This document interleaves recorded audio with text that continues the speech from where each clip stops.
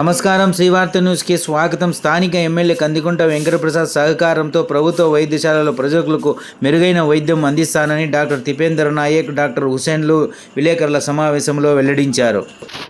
గౌరవ స్థానిక శాసనసభ్యులు గారు మన వేరే ఆసుపత్రికి విచ్చేసి ముందున్న 10 డయాలిసిస్ మిషన్లకు అదనంగా ఇంకొక 4 డయాలిసిస్ మిషన్లు వారి చేతుల మీదుగా ప్రారంభించబడింది. ఈ డయాలిసిస్లో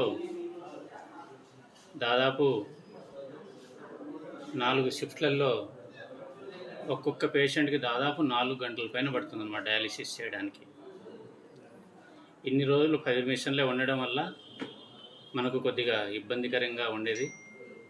అలాగే ఈ డయాలిసిస్ కొరకు మన కదిరి ప్రాంత వాసులే కాకుండా పులివెందల, అలాగే పుట్టపర్తి, వేరే ఊర్ల నుంచి కానీ రావడం జరుగుతూ ఉంది. దానికి తగ్గట్టు మనకు మిషన్ల యొక్క కొరత ఉన్నది ఇన్ని రోజులు. సో దానికి గాను ఇప్పుడు మనకు ప్రభుత్వం నుంచి 4 మిషన్లు రావడం జరిగింది.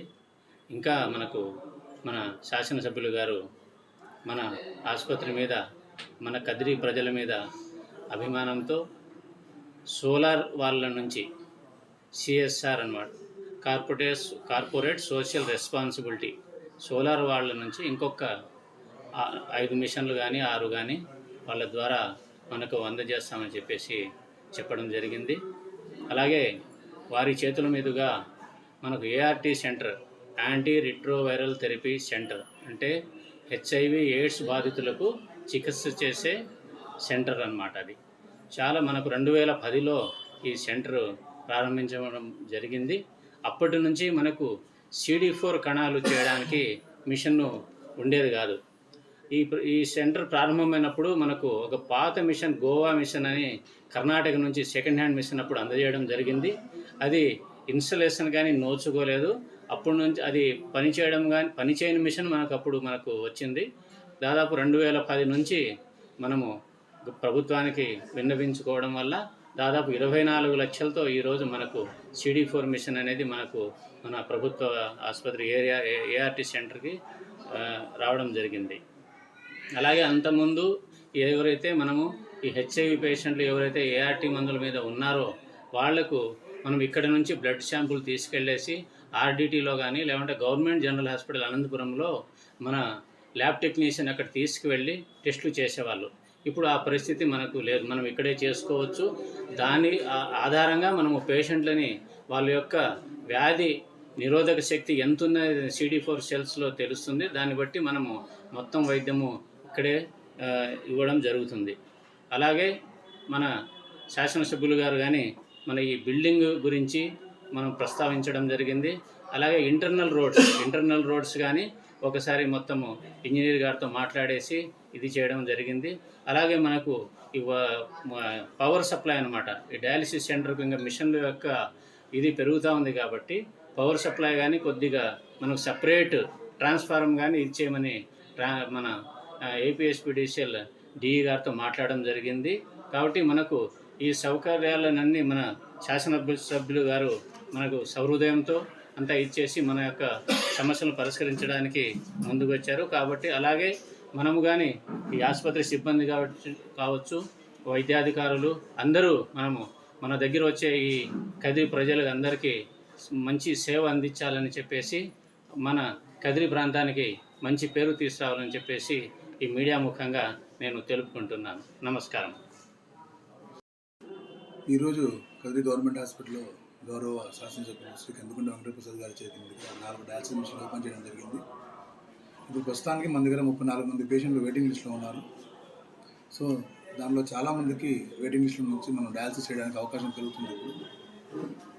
తర్వాత మనకి ఇంకా ఒక 6 మిషన్లు కానీ 5 మిషన్లు కానీ శాసనసభ్యులు గారు ఇప్పిస్తానని చెప్పారు. అవి కూడా వచ్చేస్తే మనకి కొరత లేకుండా, ఎవరికి వెయిటింగ్ లిస్ట్ లేకుండా మనం అందరికీ ఇక్కడ డయాలసిస్ చేయొచ్చు. అందరూ పేషెంట్ని తీసుకొని మదనపల్లికి కానీ, హిందూపూర్కి కానీ, అనంతపూర్కి కానీ తీసుకెళ్లాలంటే చాలా ఇబ్బంది పడుతున్నారు ఇక్కడ వాళ్ళు.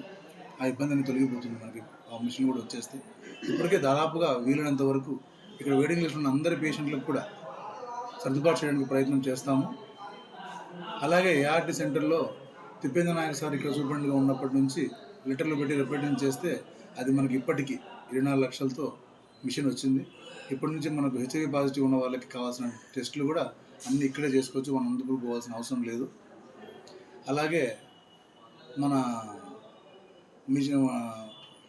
హాస్పిటల్లో కడుతున్న కొత్త బిల్డింగ్ని కూడా త్వరితగతిన పూర్తి చేసి అప్పగిస్తామని శాసనసభ్యులు ఈరోజు హామీ ఇవ్వడం జరిగింది.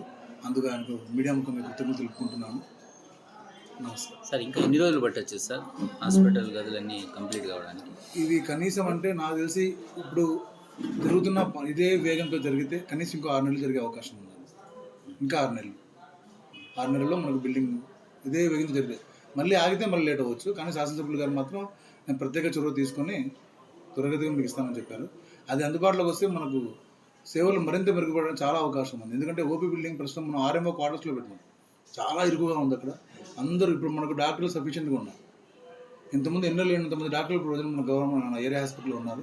వాళ్ళని కూర్చోబెట్టడానికి కూడా సరైన వసతి లేదు నాకు. ఇప్పుడు వాళ్ళందరూ పక్కన కూర్చొని ఓపీ చూడడం జరుగుతుంది. సో ఆ పరిస్థితి మారిపోతుంది. ఒక్కో డాక్టర్కి రూమ్ ఇవ్వచ్చు, మనం ఎమర్జెన్సీ వార్డు కానీ ఏఎంసీ కానీ అన్ని సపరేట్గా పెట్టుకోవచ్చు. సో సేవలు అనేవి ఇంకా చాలా మెరుగ్గా అందించడానికి వీలవుతుంది ఆ బిల్డింగ్ కంప్లీట్ అయితే.